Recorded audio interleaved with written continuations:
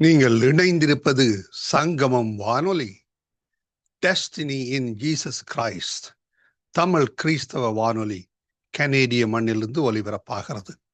Mark 16:15, மத்தேயு 24:14 வசனத்தின்படி இயேசு சீசர்களை நோக்கி, நீங்கள் உலகெங்கும் போய் சர்வ சிருஷ்டிக்கும் சுவிசேஷத்தை பிரசங்கியுங்கள். ராஜ்யத்தினுடைய இந்த சுவிசேஷம் பூலோகம் எங்குமுள்ள சகல யாதிகளுக்கும் சாட்சியாக பிரசங்கப்படும்.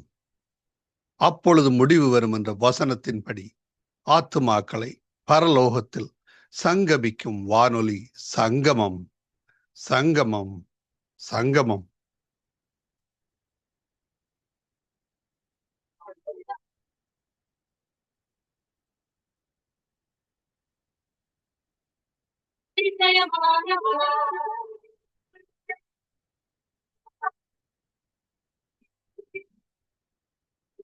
ஒரு வார்த்தை இருந்தது, அந்த வார்த்தை தேவன்தானே, அந்த வார்த்தை தேவன்தானே. அதில் வாழும் வார்த்தையது, ஜீவனுள்ள வார்த்தையது. வானம் பூமி மாறினாலும் மாறாத வார்த்தை தேவன் வார்த்தை. வானம் பூமி மாறினாலும் மாறாத வார்த்தை தேவன் வார்த்தை. ஆதியிலே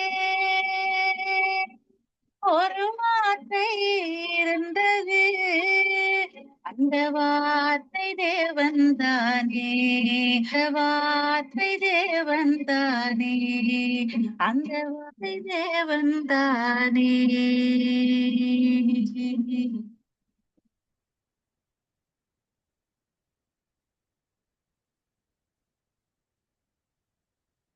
நியாயாதிபதிகள் 2ஆம் அதிகாரம்.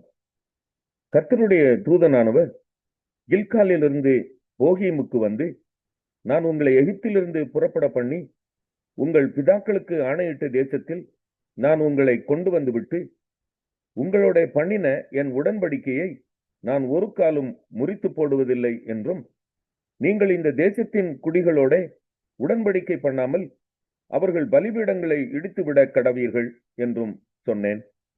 ஆனாலும் என் சொல்லை கேளாதே போனீர்கள். ஏன் இப்படி செய்தீர்கள்? ஆகையால் நான் அவர்களை உங்கள் முகத்திற்கு முன்பாக துரத்துவதில்லை என்றேன். அவர்கள் உங்களை நெருக்குவார்கள், அவர்களுடைய தேவர்கள் உங்களுக்கு கண்ணியாவார்கள் என்றார்.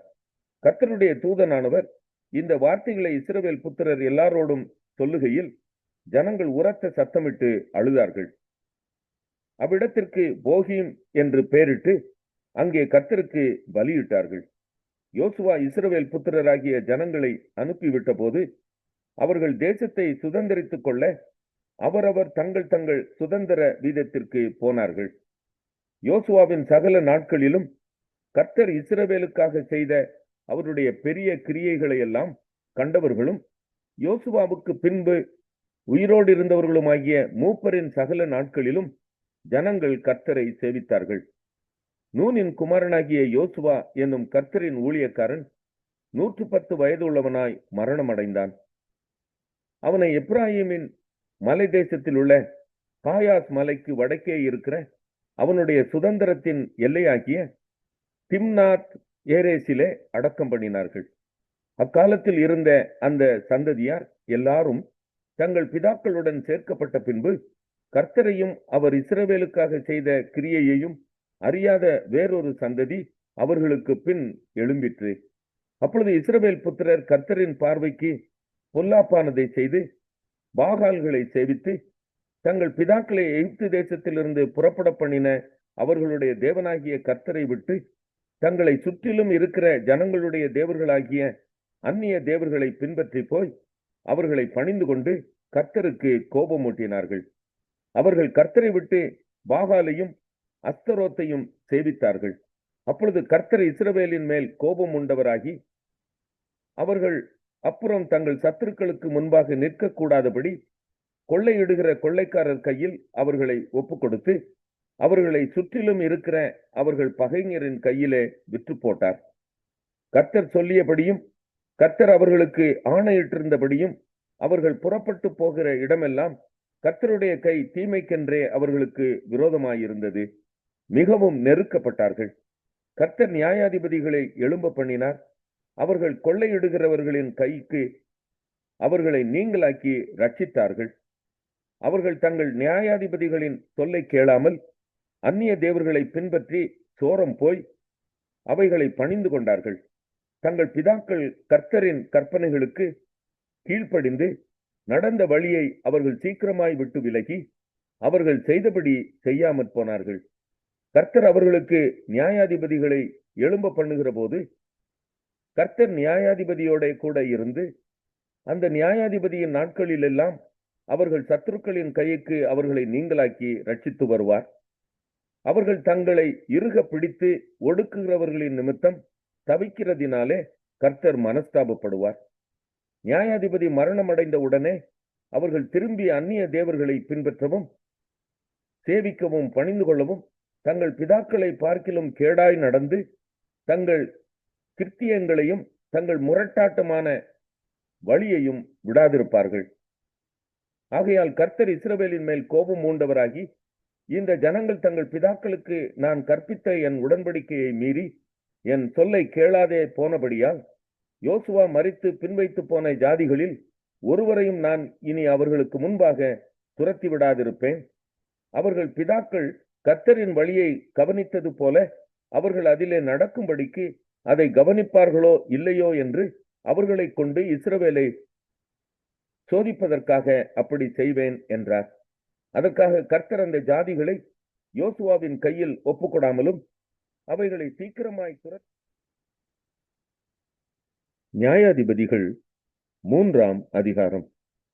கானான் தேசத்தில் நடந்த சகல யுத்தங்களையும் அறியாதிருந்த இஸ்ரவேலராகிய அனைவரையும் சோதிப்பதற்காகவும் இஸ்ரவேல் புத்திரரின் சந்ததியாரும் அதற்கு முன் யுத்தம் செய்ய அறியாதிருந்தவர்களும் அவைகளை அறியும்படி பழக்கு வைப்பதற்காகவும் கர்த்தர் விட்டு வைத்த ஜாதிகள் யாரென்றால் பெலிஸ்தரின் 5 அதிபதிகளும் சகல கானானியரும் சீதோனியரும் பாகால் எர்மோன் துவக்கி ஆமாத்திற்குள் பிரவேசிக்கும் வரைக்கும் லீபனோனின் மலைகளிலே குடியிருக்கிற ஏவியருமே.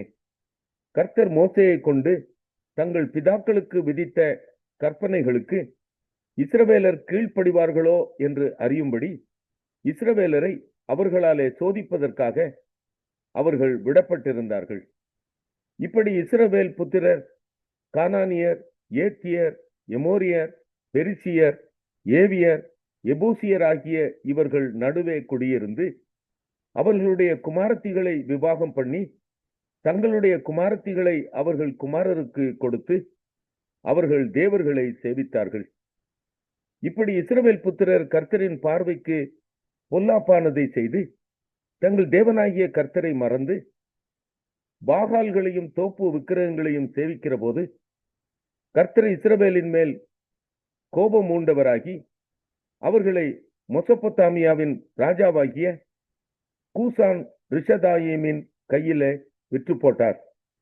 இப்படியே இஸ்ரவேல் புத்திரர் கூசான் ரிஷதாயிமை 8 வருஷம் சேவித்தார்கள். இஸ்ரவேல் புத்திரர் கர்த்தரை நோக்கி கூப்பிட்ட போது கர்த்தர் இஸ்ரவேல் புத்திரரை ரட்சிக்கும்படி காலேபின் தம்பியான கேனாசுடைய குமாரனாகிய ஒத்னியேல் என்னும் ஒரு இரட்சகனை அவர்களுக்கு எழும்ப பண்ணினார். அவன் மேல் கர்த்தருடைய ஆவி வந்திருந்ததினால் அவன் இஸ்ரவேலை நியாயம் விசாரித்து யுத்தம் பண்ண புறப்பட்டான். கர்த்தர் மெசொப்பொத்தாமியாவின் ராஜாவாகிய கூசான் ரிஷதாயிமை அவன் கையிலே ஒப்புக் கொடுத்தார். ஆகையால் அவன் கை கூசான் ரிஷதாயிமின் மேல் பலம் கொண்டது. தேசம் 40 வருஷம் அமைதலாயிருந்தது. கேனாசின் குமாரனாகிய ஒத்னியேல் மரணமடைந்தான். இஸ்ரவேல் புத்திரர் மறுபடியும் கர்த்தரின் பார்வைக்கு பொல்லாப்பானதை செய்தார்கள். அவர்கள் கர்த்தரின் பார்வைக்கு பொல்லாப்பானதை செய்தபடியால் கர்த்தர் எக்லோன் என்னும் மோவாபின் ராஜாவை இஸ்ரவேலுக்கு விரோதமாய் பலக்க பண்ணினார். அவன் அம்மோன் புத்திரரையும் அமலேக்கியரையும் கூட்டிக் கொண்டு வந்து இஸ்ரவேலை முறிய அடித்தான். பேரிச்ச மரங்களின் பட்டணத்தையும் பிடித்தான். இப்படியே இஸ்ரவேல் புத்திரர் எக்லோன் என்னும் மோவாபின் ராஜாவை 18 வருஷம் சேவித்தார்கள். இஸ்ரவேல் புத்திரர் கர்த்தரை நோக்கி கூப்பிட்ட போது கர்த்தர் அவர்களுக்கு பென்யமின் கோத்திரத்தானாகிய கேராவின் மகன் ஏகூத் என்னும் இரட்சகனை எழும்ப பண்ணினார். அவன் இடதுகை பழக்கமுள்ளவனாயிருந்தான். அவன் கையிலே இஸ்ரவேல் புத்திரர் மோவாபின் ராஜாவாகிய எக்லோனுக்கு காணிக்கையை அனுப்பினார்கள். ஏகூத் இருபுறமும் கருக்கும் 1 முழ நீளமுமான ஒரு கத்தியை உண்டு பண்ணி அதை தன் வஸ்திரத்துக்குள்ளே தன் வலது புறத்து இடுப்பிலே கட்டிக்கொண்டு காணிக்கையை மோவாபின் ராஜாவாகிய எக்லோனுக்கு செலுத்தினான். எக்லோன் மிகவும் தூளித்த மனுஷனாயிருந்தான். அவன் காணிக்கையை செலுத்தி தீர்ந்த பின்பு காணிக்கையை சுமந்து வந்த ஜனங்களை அனுப்பிவிட்டான். அவனோ கில்காலில் உள்ள சிலைகள் இருக்கும் இடத்திலிருந்து திரும்பி வந்து, ராஜாவே, உம்மிடத்தில் சொல்ல வேண்டிய ரகசியமான ஒரு வார்த்தை உண்டு என்றான். அதற்கு அவன், பொறு என்றான். அப்பொழுது அவனிடத்தில் நின்ற யாவரும் அவனை விட்டு வெளியே போய்விட்டார்கள். ஏகூத் அவன் கிட்டே போனான். அவனோ தனக்கு தனிப்புற இருந்த குளிர்ச்சியான அறை வீட்டில் உட்கார்ந்திருந்தான். அப்பொழுது ஏகூத், உம்மிடத்தில் சொல்ல வேண்டிய தேவ வாக்கு எனக்கு உண்டு என்றான். அவன் தன் ஆசனத்திலிருந்து எழுந்திருந்தான். உடனே ஏகூத் தன் இடது கையை நீட்டி தன் வலது புறத்து இடுப்பிலே கட்டியிருந்த கத்தியை உருவி அதை அவன் வயிற்றுக்குள் பாய்ச்சினான். அலகோடே கூட கைப்பிடியும் உள்ளே புகுந்தது.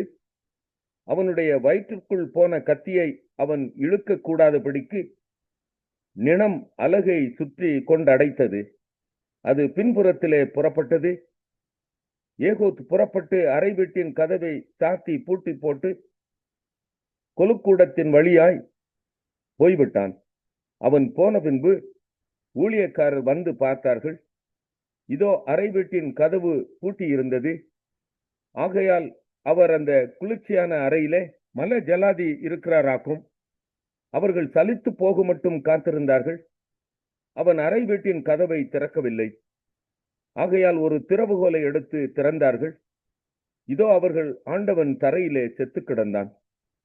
அவர்கள் தாமதித்துக் கொண்டிருந்த போது ஏகூத் ஓடி போய் சிலைகள் உள்ள இடத்தை கடந்து சேயிராத்தை சேர்ந்து தப்பினான். அங்கே வந்தபோது எப்ராயிம் மலையில் எக்காளம் ஊதினான். அப்பொழுது இஸ்ரவேல் புத்திரர் அவனோட கூட மலையிலிருந்து இறங்கினார்கள். அவன் அவர்களுக்கு முன்பாக நடந்து, என்னை பின்தொடர்ந்து வாருங்கள், கர்த்தர் உங்கள் பகைஞராகிய மோவாபியரை உங்கள் கைகளில் ஒப்புக் கொடுத்தார் என்றான். அவர்கள் அவனை பின்தொடர்ந்து மோவாபுக்கு எதிரான யோர்தான் துறைகளை பிடித்து ஒருவனையும் கடந்து போக ஒட்டாமல் அக்காலத்திலே மோவாபியரில் ஏறக்குறைய 10,000 பேரை வெட்டினார்கள். அவர்கள் எல்லாரும் புஷ்டி உள்ளவர்களும் பராக்கிரமசாலிகளுமாயிருந்தார்கள். அவர்களில் ஒருவனும் தப்பவில்லை. இப்படியே அந்நாளில் மோவாப் இஸ்ரவேலுடைய கையின் கீழ் தாழ்த்தப்பட்டது. அதனாலே தேசம் 80 வருஷம் அமைதலாயிருந்தது. அவனுக்கு பிற்பாடு ஆனாத்தின் குமாரன் சம்கார் எழும்பினான். அவன் பெலிஸ்தரில் 600 பேரை ஒரு தாற்றுக்கோலால் முறிய அடித்தான். அவனும்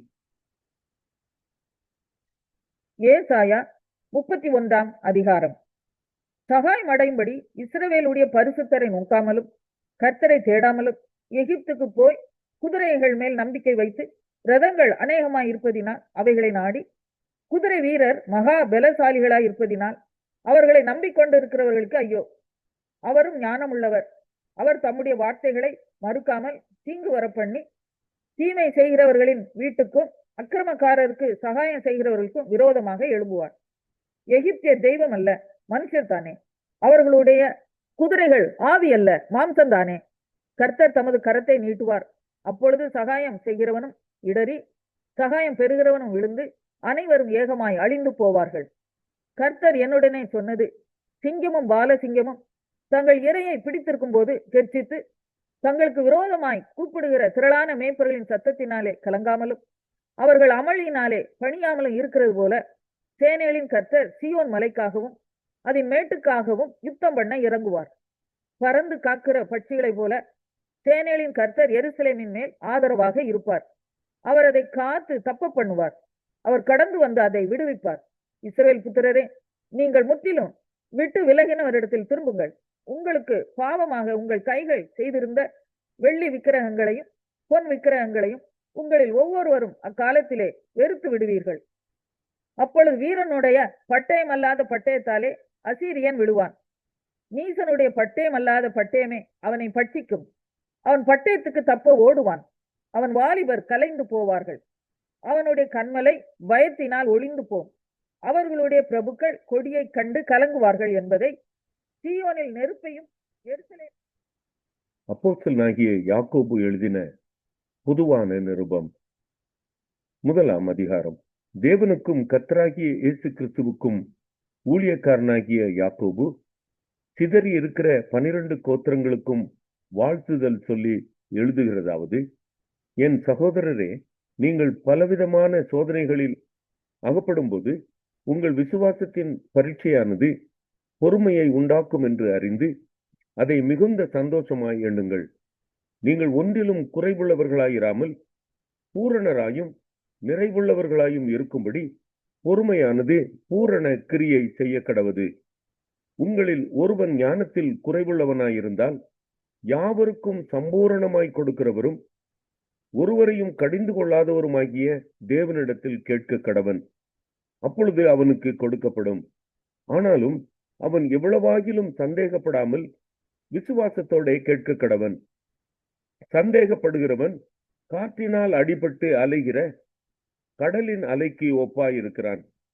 அப்படிப்பட்ட மனுஷன் தான் கர்த்தரிடத்தில் எதையாகிலும் பெறலாம் என்று நினையாதிருப்பானாக. இருமனம் உள்ளவன் தன் வழிகளில் எல்லாம் நிலையற்றவனாயிருக்கிறான். தாழ்ந்த சகோதரன் தான் உயர்த்தப்பட்டதை குறித்து மேன்மை பாராட்ட கடவன். ஐஸ்வர்யவான் தான் தாழ்த்தப்பட்டதை குறித்து மேன்மை பாராட்ட கடவன். ஏனெனில் அவன் புல்லின் பூவை போல் ஒளிந்து போவான். சூரியன் கடும் வெயிலுடன் உதித்து புல்லை உலர்த்தும் போது அதன் பூ உதிர்ந்தது, அதன் அழகான வடிவு அழிந்து போம். ஐஸ்வர்யவானும் அப்படியே தன் வழிகளில் வாடி போவான். சோதனையை சகிக்கிற மனுஷன் பாக்கியவான். அவன் உத்தமன் என்று விளங்கின பின்பு கர்த்தர் தம்மிடத்தில் அன்பு கூறுகிறவர்களுக்கு வாக்குத்தத்தம் பண்ணின ஜீவ கிரீடத்தை பெறுவான். சோதிக்கப்படுகிற எவனும் நான் தேவனால் சோதிக்கப்படுகிறேன் என்று சொல்லாதிருப்பானாக. தேவன் பொல்லாங்கினால் சோதிக்கப்படுகிறவர் அல்ல, ஒருவனையும் அவர் சோதிக்கிறவரும் அல்ல. அவனவன் தன் சுய இச்சையினாலே இழுக்கப்பட்டு சிக்குண்டு சோதிக்கப்படுகிறான். பின்பு இச்சையானது கற்பம் தரித்து பாவத்தை பிறப்பிக்கும். பாவம் பூரணமாகும் போது மரணத்தை பிறப்பிக்கும். என் பிரியமான சகோதரரே, மோசம் போகாதிருங்கள். நன்மையான எந்த ஈவும் பூரணமான எந்த வரமும் பரத்திலிருந்து உண்டாகி ஜோதிகளின் பிதாவிடத்திலிருந்து இறங்கி வருகிறது. அவரிடத்தில் யாதொரு மாறுதலும் யாதொரு வேற்றுமையின் நிழலும் இல்லை. அவர் சித்தம் கொண்டு தம்முடைய சிருஷ்டிகளில் நாம் முதற் பலன்களாவதற்கு நம்மை சத்திய வசனத்தினாலே ஜனிப்பித்தார். ஆகையால் என் பிரியமான சகோதரரே, யாவரும் கேட்கிறதற்கு தீவிரமாயும் பேசுகிறதற்கு பொறுமையாயும் கோபிக்கிறதற்கு தாமதமாயும் இருக்க கடவர்கள். மனுஷருடைய கோபம் தேவனுடைய நீதியை நடப்பிக்க மாட்டாதே. ஆகையால் நீங்கள் எல்லாவித அழுக்கையும் கொடிய துர்க்குணத்தையும் ஒழித்துவிட்டு உங்கள் உள்ளத்தில் நாட்டப்பட்டதாயும் உங்கள் ஆத்துமாக்களை ரட்சிக்க வல்லமையுள்ளதாயும் இருக்கிற வசனத்தை சாந்தமாய் ஏற்றுக்கொள்ளுங்கள். அல்லாமலும் நீங்கள் உங்களை வஞ்சியாதபடிக்கு திருவசனத்தை கேட்கிறவர்களாய் மாத்திரமல்ல, அதன்படி செய்கிறவர்களாயும் இருங்கள். எண்ணத்தினால் எனில் ஒருவன் திருவசனத்தை கேட்டும் அதன்படி செய்யாதவனானால் கண்ணாடியிலே தன் சுவாப முகத்தை பார்க்கிற மனுஷனுக்கு ஒப்பாயிருப்பான். அவன் தன்னைத்தானே பார்த்து அவ்விடம் விட்டு போன உடனே தன் சாயல் இன்னதென்பதை மறந்து விடுவான். சுயாதீன பிரமாணமாகிய பூரண பிரமாணத்தை உற்று பார்த்து அதிலே நிலைத்திருக்கிறவனே கேட்கிறதை மறக்கிறவனாயிராமல் அதற்கேற்ற கிரியை செய்கிறவனாயிருந்து தன் செய்கையில் பாக்கியவானாயிருப்பான். உங்களில் ஒருவன் தன் நாவை அடக்காமல் தன் இருதயத்தை வஞ்சித்து தன்னை தேவ பக்தியுள்ளவன் என்று எண்ணினால் அவனுடைய தேவ பக்தி வீணாயிருக்கும். திக்கற்ற பிள்ளைகளும் விதவைகளும் படுகிற உபத்திரவத்திலே அவர்களை விசாரிக்கிறதும் உலகத்தால் கரைப்படாதபடிக்கு தன்னை காத்து கொள்ளுகிறதுமே. ஒரு வார்த்தை இருந்தது, அந்த வார்த்தை தேவன்தானே. அந்த தேவனாகிய கர்த்தராகிய இயேசு கிறிஸ்துவின் நாமத்தில் உங்கள் ஒவ்வொருவரையும் வாழ்த்தி வரவேற்பதில் நான் மிக்க மகிழ்ச்சி அடைகிறேன். இந்த நாளிலும் 6ஆம் தேதி 6வது மாதம் 2025ஆம் ஆண்டு வெள்ளிக்கிழமை இந்த காலை வேளையிலே ஆண்டவர் நமக்கு கொடுக்கிற ஒரு அருமையான ஒரு வாக்குத்தத்தம் 1 சாமுவேலின் புஸ்தகம் 12வது அதிகாரம் 16வது வசனத்தை வாசிப்போமா இருந்தால், இப்பொழுது கர்த்தர் உங்கள் கண்களுக்கு முன்பாக செய்யும் பெரிய காரியத்தை நின்று பாருங்கள் என்று சொல்லி இந்த நாட்களிலே சொல்லப்படுகிறதை பார்க்கிறோம். அருமை பிள்ளைகளே, இந்த நாளிலும் பாருங்கள், இந்த பகுதியை இன்றைக்கு நாங்கள் வாசிக்கிற வேளையிலே அங்கே இஸ்ரவேல் ஜனங்கள் தீர்க்கதரிசியாகிய சாமுவேலிடத்திலே வந்து கேட்டார்கள், எங்களுக்கு ஒரு ராஜாவை தரும்படியாக அந்த நாட்களை கேட்டார்கள். அருமையான கர்த்தருடைய பிள்ளைகளே பாருங்கள், கர்த்தர் அந்த இஸ்ரவேல் ஜனங்களோடு கூட இருந்து அவர்கள் செய்கிற ஒவ்வொரு யுத்தத்திலும் அவர்களோடு கூட இருந்து இந்த நாட்களை நடத்தி வந்த வேளையிலும், ஆனால் இந்த ஜனங்கள் என்ன செய்தார்கள்? ஆண்டவரை வெறுத்தார்கள், மனுஷனை நேசித்தார்கள் என்று சொல்லி அங்கே காணக்கூடியதாக இருக்கிறது. அருமையான கர்த்தருடைய பிள்ளைகளே, அங்கே அந்த இடத்திலே பாருங்கள், வேதம் சொல்லுகிறது காருங்கள் எப்படி என்று சொன்னால், அங்கே சாமுவேல் தீர்க்கதரிசி சொல்லுகிறார், அம்மோன் புத்திரன் ராஜாவாகிய நாகாஸ் உங்களுக்கு விரோதமாய் வருகிறதையும் நீங்கள் கண்டபோது உங்கள் தேவனாகிய கர்த்தர் உங்கள் ராஜாவாக இருந்து நீங்கள் என்னை நோக்கி அப்படி ராஜாவாக இருந்தார் என்று சொல்லியும் நீங்கள் என்னை நோக்கி அப்படி அல்ல, ஒரு ராஜா எங்கள் மேல் ஆள வேண்டும் என்கிறீர்களே, இப்பொழுது நீங்கள் வேண்டுமென்று விரும்புகிறபடி விரும்பி தெரிந்து கொண்ட ராஜா இதோ இருக்கிறார், இதோ கர்த்தர் உங்களுக்காக ஒரு ராஜாவை ஏற்படுத்தினார் என்று சொல்லி சவுலை அந்த இடத்துல இந்த நாட்களை ஏற்படுத்துகிறதை இங்கே காணக்கூடியதாக இருக்கிறது. அருமையான கர்த்தருடைய பிள்ளைகளே, சவுல் ஆட்சிக்குள்ளே வருகிற வேளையிலே சவுல் அநேக காரியங்கள் தேவனுக்கு பிரியமில்லாத காரியங்களை செய்தது நிமித்தம் பாருங்கள், தேவனுடைய அதாவது கோபம் இந்த நாட்களில் இஸ்ரவேல் ஜனங்கள் மேலே வருகிறதை அங்கே காணக்கூடியதாக இருக்கிறது. அருமையான கர்த்தருடைய பிள்ளைகளே, அதனால தான் பாருங்கள், இந்த நாட்கள் இந்த ஜனங்கள் இந்த நாட்களில் ஆண்டவரிடத்திலே கேட்கிறார்கள். எப்படி என்று சொன்னால் இன்றைக்கு பாருங்கள், எங்களுக்கு ஒரு ராஜா வேண்டும் என்ற வேளையிலே அங்கே தேவன் அந்த இடத்திலே அவர்கள் சொல்லுகிற பிரகாரம் இந்த நாட்களிலே சாமுவேலோடு பேசுகிறார். இந்த நாட்களிலே அப்படியாக சவுலை ஏற்படுத்தும்படியாக அருமை பிள்ளைகளே. ஆனால் இன்றைக்கு பாருங்கள் என்ன நடக்கிறது? தேவன் அந்த இடத்திலே பாருங்கள் அவர்களுக்கு அற்புதங்களை செய்கிறார். வேதம் சொல்லுகிறது, இதோ கர்த்தர் உங்களுக்கு முன்பாக செய்யும் பெரிய காரியத்தை நின்று பாருங்கள் என்று சொல்லி இந்த நாட்களிலே சொல்லப்படுகிறதை பார்க்கிறோம். அருமை பிள்ளைகளே, இன்றைக்கு சில வேளைகளிலே நாங்கள் தேவனை வெறுத்து மனுஷனை இந்த நாட்களிலே நேசிக்கின்றோம். அருமையான அன்பு பிள்ளைகளே, தேசங்கள் அப்படியாக இன்றைய பாருங்கள் ஆண்டவருடைய சித்தத்திற்கு விரோதமாக தேசங்கள் செயல்பட்டு கொண்டு வருகிறது. அவர்கள் இந்த நாட்களை பாருங்கள் தேவனுக்கு பிரியமில்லாத காரியத்தின் நிமித்தம் ராஜாக்களை, தேசத்தை ஆளுகிறவர்களை தாங்களே இந்த நாட்களை தெரிந்து கொள்ளுகிறார்கள். அவர்கள் முகத்தை பார்க்கிறார்கள், ஆனால் ஆண்டவரோ இந்த நாட்களிலே முகத்தை பார்ப்பதில்லை, உள்ளத்தை பார்க்கிற தேவனா இந்த நாட்களிலே இருக்கிறதை அங்கே காணக்கூடியதாக இருக்கிறது. அருமையான கர்த்தருடைய பிள்ளைகளே, அதனாலதான் அவர்கள் முகத்தை பார்த்து இவர் இந்த காரியத்தை செய்வார் என்று சொல்லி அவருக்கு இந்த நாட்களை வாக்களித்து அவரை ராஜாவாக்குகிறார்கள். ஆனால் அவர் ராஜ்யத்திலே வருகிற போலிலே தன்னுடைய சுய இஷ்டத்தின்படியும் சுய சித்தத்தின்படியும் தேசங்களை இந்த நாட்களை ஆளுகிறார்கள். அதன் நிமித்தம் அந்த ஜனங்கள் இந்த நாட்களை நெருக்கப்படுகிறதையும் ஒடுக்கப்படுகிறதையும் காணக்கூடியதாக இருக்கிறது. அருமையான கர்த்தருடைய பிள்ளைகளே, முதலாவதாக நாங்கள் இன்றைக்கு தீர்மானிக்க வேண்டும், கர்த்தர் நம்மை ஆளும்படியாக. மனுஷன் அல்ல கர்த்தருடைய பிள்ளைகளே, கர்த்தரால் நியமிக்கப்பட்டவர். கர்த்தர் நம்மை ஆளும்படியாக அந்த நாட்களிலே நாங்கள் இன்றைக்கு தீர்மானம் எடுத்து ஆண்டவருடைய கரத்தில் இந்த நாட்களை ஒப்பு கொடுப்போமா இருந்தால், அதன்படி இன்றைக்கு கர்த்தர் மூலமாய் ஆளுகை நடக்குமா இருந்தால், நம்முடைய தேசத்திலே ஒரு சமாதானம் இருக்கும், நம்முடைய தேசத்திலே ஒரு சந்தோஷம் இருக்கும், நம்முடைய தேசத்திலே இந்த நாட்களில் ஒரு விடுதலை இருக்கும் என்பதைத்தான் இன்றைக்கு இந்த நாட்கள் இந்த வார்த்தை ஊடாக காணக்கூடியதாக இருக்கிறது. அருமையான கர்த்தருடைய பிள்ளைகளே, பாருங்கள், இங்கே வேதம் சொல்லுகிறது பாருங்கள் எப்படி என்று சொல்லி சொன்னால் 15வது வசனம், நீங்கள் கர்த்தருடைய சத்தத்திற்கு கீழ்ப்படியாமல் கர்த்தருடைய வாக்குக்கு விரோதமாய் கலகம் பண்ணினீர்கள், ஆதலால் கர்த்தருடைய கை உங்கள் பிதாக்களுக்கு விரோதமாய் இருந்தது போல உங்களுக்கும் விரோதமாய் இருக்கும்.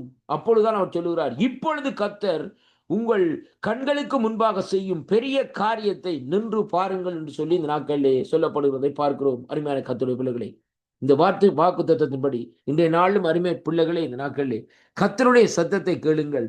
கர்த்தர் இன்றைய உங்களுடைய வாழ்க்கையிலே உங்களுடைய குடும்பத்துக்குள்ளே உங்களுக்கு செய்ய இருக்கிற காரியத்தை நீங்கள் இன்றைக்கு நின்று பாருங்கள். எப்படியாக அந்த நாட்களிலே நீங்கள் பிரமிக்கத்தக்க விதமாக அந்த நாட்களை கர்த்தர் அந்த காரியத்தை இன்றைக்கு உங்களுக்காக செய்து முடிப்பார். வேதம் சொல்லுகிறது, கர்த்தர் உங்களுக்காக யுத்தம் செய்வார் என்று. அதே ஜீவன் உள்ள தேவன் தான் இன்றும் நம்மோடு இருக்கிற தேவனாய் இருக்கிறார். அதனாலே இந்த வாக்கு தத்தங்களை பற்றி பிடியுங்கள். இந்த வாக்கு தத்தங்கள் நாட்களை செய்யும்படியாக காத்திருங்கள். கர்த்தர் உங்களோடு கூட இருந்து உங்களுக்காக யுத்தம் செய்து கர்த்தர் அற்புதங்களை செய்வார். கர்த்தர் ஆசீர்வதிப்பார்.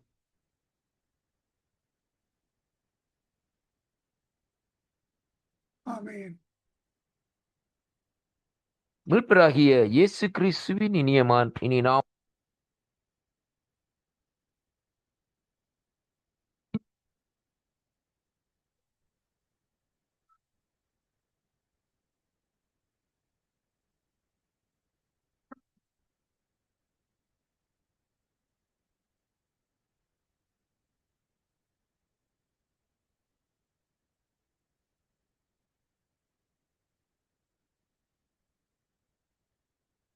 தெய்வ பயமே நறுமண வாழ்வு, பரிசுத்த வாழ்வு, தேவன் விரும்பிடும் வாழ்வு. தெய்வ பயமே நறுமண வாழ்வு, பரிசுத்த வாழ்வு, தேவன் விரும்பிடும் வாழ்வு.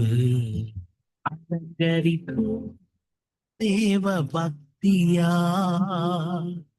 ஒளித்திடுவோம் தேவ சாயலா. அலங்கரிப்போம் தேவ பக்தியா, ஒளித்திடுவோம் தேவ சாயலா.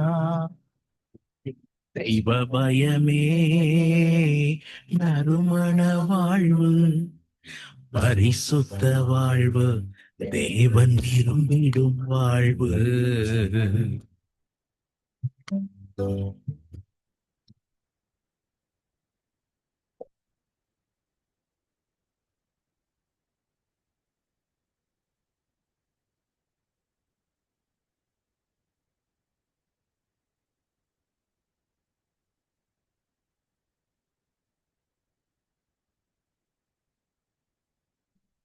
உள்ள தேவனின் ஆலயம் நான், ஜீவிப்போம் அவருக்காய் வாழ்நாளெல்லாம். ஜீவனுள்ள தேவனின் ஆலயம் நாம், ஜீவிப்போம் அவருக்காய் வாழ்நாளெல்லாம். தெய்வ பயமே நறுமண வாழ்வு, பரிசுத்த வாழ்வு, தேவன் விரும்பிடும் வாழ்வு. தெய்வ பயமே நறுமண வாழ்வு, பரிசுத்த வாழ்வு, தேவன் விரும்பிடும் வாழ்வு.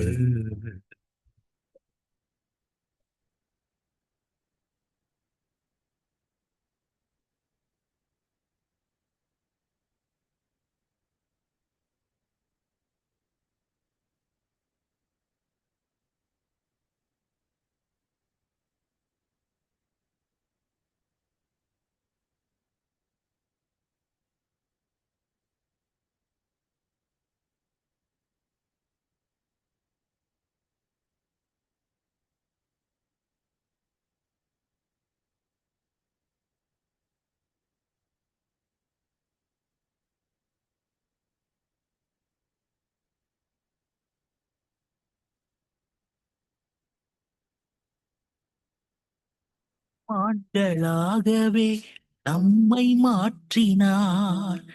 நீதியின் சாயலை தரித்துக் கொள்ளுவோம். நீதிமான்களாகவே நம்மை மாற்றினார். நீதியின் சாயலை தரித்துக் கொள்ளுவோம். தெய்வ பயமே நறுமண வாழ்வு, பரிசுத்த வாழ்வு, தேவன் விரும்பிடும் வாழ்வு. தெய்வ பயமே நறுமண வாழ்வு, பரிசுத்த வாழ்வு, தேவன் விரும்பிடும் வாழ்வு.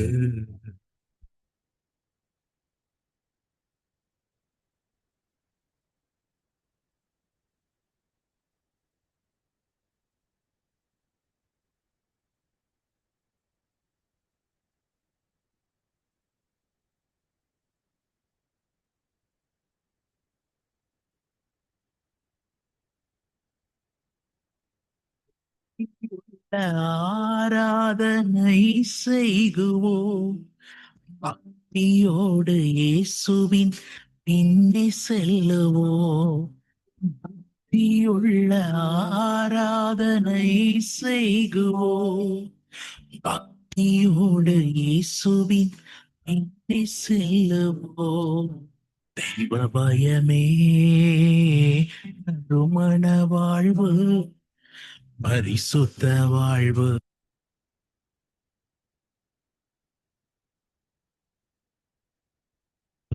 தேவன் விரும்பிடும் வாழ்வு. தெய்வ பயமே நறுமண வாழ்வு, பரிசுத்த வாழ்வு, தேவன் விரும்பிடும் வாழ்வு.